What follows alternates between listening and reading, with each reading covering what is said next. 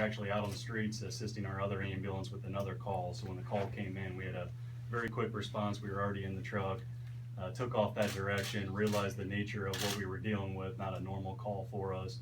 The fire department was already responding, had a police officer or multiple officers in front of us. So we had arrived at one police officer that pulled up right in front of us, realized that we had a car out in the lake. You could still see the headlights on underneath the water. At 5:30 in the morning, still dark out. So we were able to make a quick assessment. There was a bystander on scene that had witnessed the accident and called 911. And from that information, that person had not seen anybody exit the vehicle. And from what we could see from the dock, all the windows and doors appeared to be intact. So with that information, the bystander's information, we realized that we need to make a better assessment of the vehicle, determine whether or not somebody was in there or not.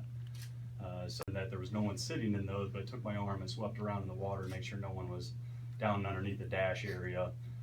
After I made that assessment, I made a peek towards the back of the SUV and noticed that there was a car seat right behind the driver's seat. And in that car seat, from what I could tell, nobody was sitting in it. But again, I made a quick sweep with my hand to make sure there was nothing in there. And what I wanted to do was get that back door open behind the driver's seat to the passenger compartment to make a better assessment of the back of that vehicle, but I was unable to. It was locked, the window was still intact, and I had no way of breaking that window with me. So I ended up sticking my head back one more time, making a quick assessment, and what I saw were in front of me, or I guess in between the second and third row of seats, looked like 2 feet and 2 hands. And at first I thought it was just a doll, a kid's toy of some sort. So I reached back as far as I could, and it was a pretty far reach for me. I was able to grab a foot and pull it across the water to me, and ended up finding out pretty quickly that, hey, this is an infant baby. So at that time I had pulled him up on top of the roof of the vehicle. And at that time, the baby had a tone to his arms and legs, but was not breathing on his own. I started CPR, gave him a few breaths, and after a few breaths, I noticed he started spitting up some water. Rolled him on his side, allowed him to get some of that water out, continued with a couple more breaths. At that point, I was trying to make communication back to my partner and the 2 police officers on the dock as far as the response from the fire department, how long they were going to be yet, knowing that they were bringing a boat and personnel that could wear, cold water suits and that. And I think the response was that they hadn't even left the station yet. They were delayed by a train in getting their equipment and manpower out there. So I think the exact words were, "You got to be kidding me," because the last thing that I wanted to do was go back into that water, because being up on top of the roof felt pretty good as far as temperature wise.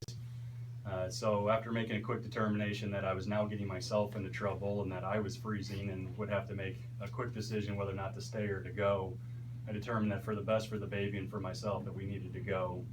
So at that point I dove back into the water, did some swimming, I guess more or less on my back while holding the baby above the water.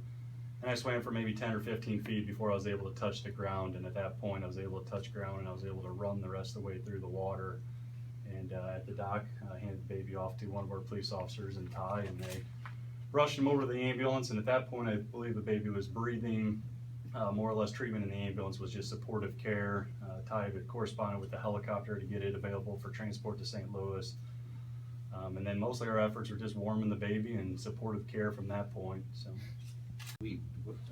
Tell me about your thought process looking back down. Well, with any training, any vehicle accident scene that we go on, we want to get a good sweep of everything, all the way around the vehicle, on top of it, underneath it.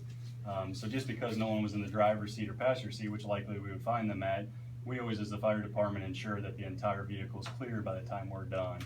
Now, could I make a better assessment of the absolute back of that vehicle, around the vehicle? It was dark, it was cold, it was the absolute worst conditions possible, but did make that quick determination that there's a car seat here, which gives me a high likelihood there's always a potential that there's a baby involved with that. So again, I had poor access to the vehicle. I didn't have a way to break the window, couldn't get the doors unlocked. I was literally reaching to grab that baby's foot. So ER for hypothermia for about an hour and a half. I stayed there.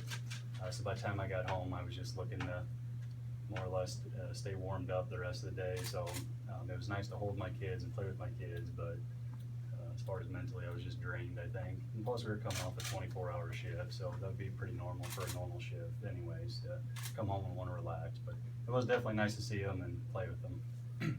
What time did your shift initially start? 7 a.m. the day before, and this call went out at 5:30 the next morning, so an hour and a half before we should have gotten off work.